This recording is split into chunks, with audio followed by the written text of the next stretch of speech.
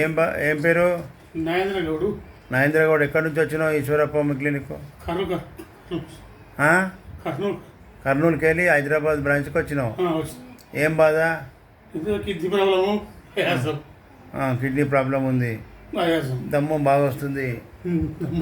Sound ఇలా వస్తుంది. ఇది ఫస్ట్ నాకు ఆయాసం తగ్గితే ఏమన్నారు బయట డాక్టర్లు? ఏమన్నారు? డయాలసిస్ అత్యవసరం. ఆడ ఆయాసం ఎక్కువ ఉంది, ఆక్సిజన్ అంతలేదు, బ్లడ్లో ఆక్సిజన్ క్రియేటిన్ పెరిగింది. ఎంత ఉన్నది? 12 అంటే బాగా ముదిరింది.